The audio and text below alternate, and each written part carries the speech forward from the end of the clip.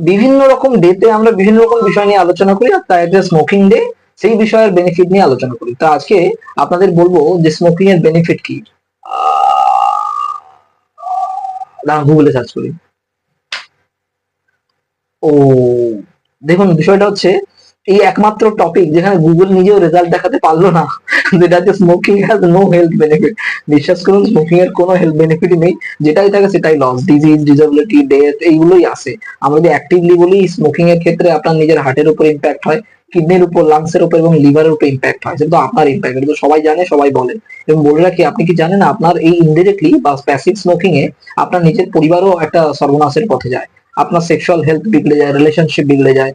শুধু তাই নয়, আপনি যে বাড়িতে বা যে জায়গাতে বসে আপনি সেই স্মোকিংটা করছেন, আপনার আশেপাশে যারা ব্রিথ করছে, সেই প্যাসিভ স্মোকিং আরো বেশি ক্ষতিকর হয়। তো সেই জন্য এটাতে আপনি এবং আপনার সম্পূর্ণ পরিবার সর্বনাশের মুখে না ফেলার থেকে আপনারা দয়া করে স্মোকিংটাকে মানে ওমিট করুন, স্মোকিংটাকে জীবন থেকে দূরে রাখুন। তাতে অনেক সুস্থ, ভালো এবং স্বাভাবিক থাকবেন। Thank you.